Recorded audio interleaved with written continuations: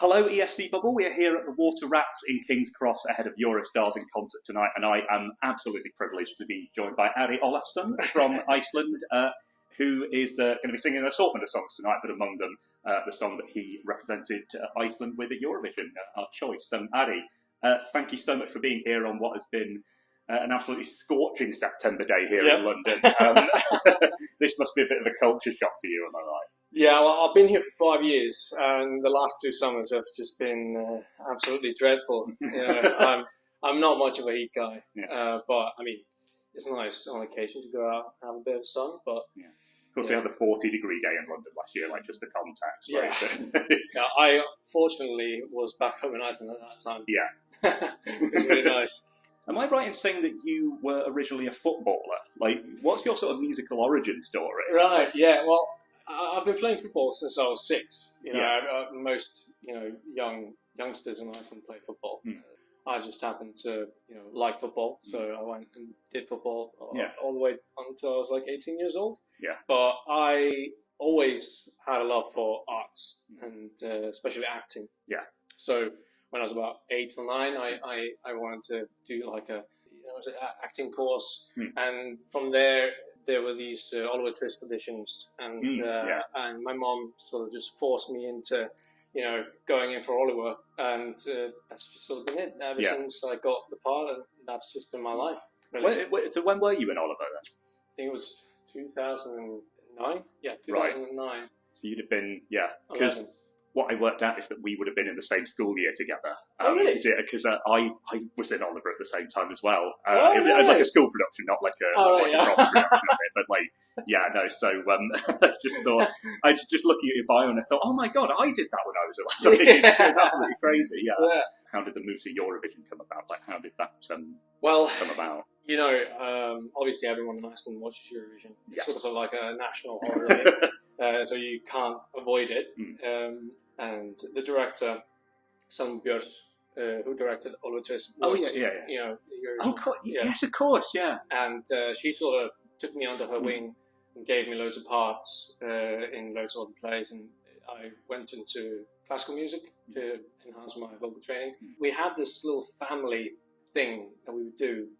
We would invite our family friends to the summer cabin, and we would do like a little mock Eurovision contest between ourselves, and I would sing, and it was like a joke, one day Ari will do Eurovision for Iceland, and when I finished my classical training, I was on my way here to the Royal Academy of Music in London, and then after I got in, I got a phone call from one of my directors, and she asked me if I wanted to, sing on a song that she wrote, and that was Thorun Elna. The rest is history. And just all that time, I've just had all that a lot going around in my head. I forgot how good that song is. Our choice. I know. I'm All Out of Luck by Selma. Oh, directed. That's iconic. It's iconic. You've given us some fantastic Eurovision songs. So you sort of get the call that you're in, like, Summer Captain. Did you expect to win? Did you expect to go this far? No, not really. And the thing with me is I have so much ADHD. I can't really think about the future. I'm always in the now and sort of go with the flow kind of guy.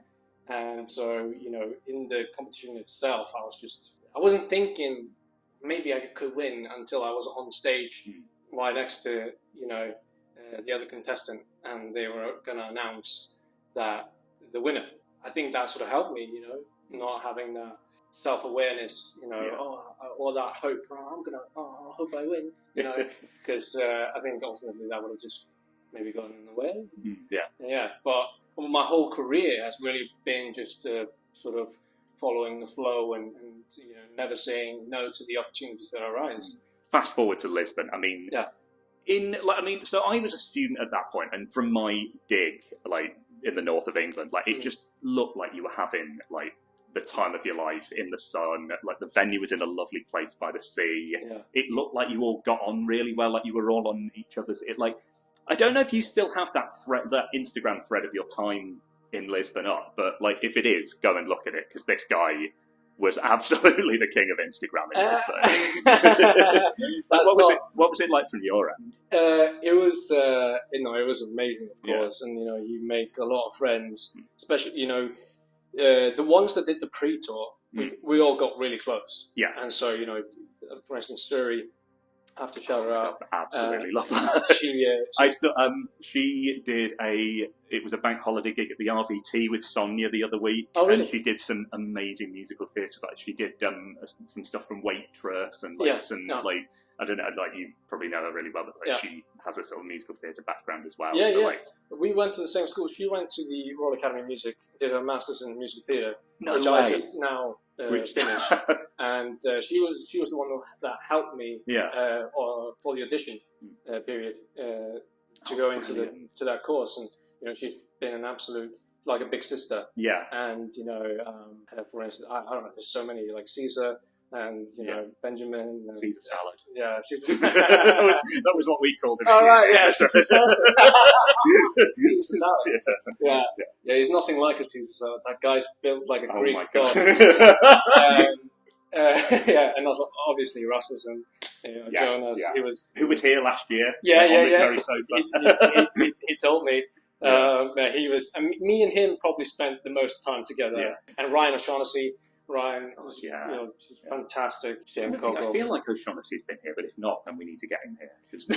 He's awesome, man. He has ever since I met him, I just knew that he was something really special. Yeah. He has a sort of larger-than-life persona and very, beautifully philosophical sort of brain of his. I absolutely love the guy. Have you seen his cover of Think About Things that he did with his family in lockdown? No. He's right. Again, go and watch that. It's amazing. I'm going to see it. Yeah.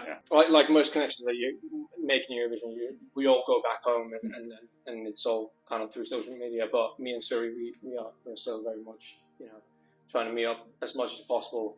Whilst we're both living here in the UK, and some have come and seen me, like Jonas. It was an amazing time. I got to meet Will Ferrell. How did that come about? Well, he was in the red carpet, and for the Eurovision film, which was in Iceland. So he was filming, and he was doing he was going to portray an Icelandic person in that film, and one of my managers basically just said, like, "There's Will Ferrell, Ari, you need to meet him." And I was like, "No, we're not going up to Will Ferrell and causing disturbance. I'm not gonna say hi." And then all of a sudden I'm just sat next to him in an absolute, it was awesome. And he is literally that funny. He is brilliant. He is just the characters that he plays. I don't know if he was doing a character for me. He was great. I got to meet some really cool people. He just seems like a massive character, really. Yeah. Got to meet Graham Norton as well. Oh, brilliant. Yeah, he was awesome. He was really kind.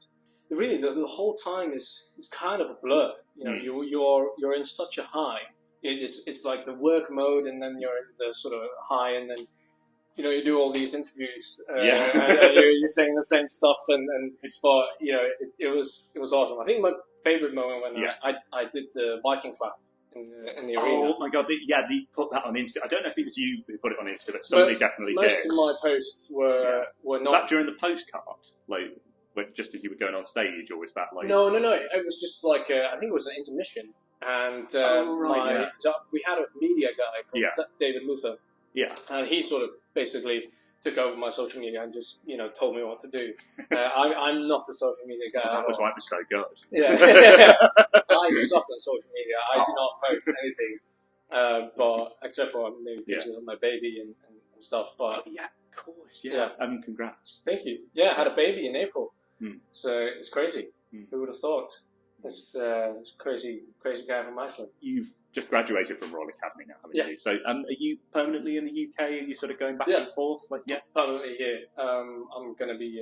I'm just on my way to be a dual citizen. Icelander and a Brit. Brilliant. Yeah.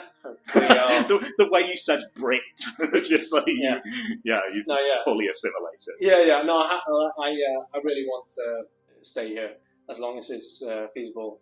My dream has always to be a musical theatre performer and play on the West End, and where I enjoy myself the most is on stage. telling stories and stuff. So yeah. Well, we're really happy to have you here. Enjoy tonight. Hope it all goes well, and yeah, we'll catch up with you later, Ari. Thank you so much Joe. for chatting to us.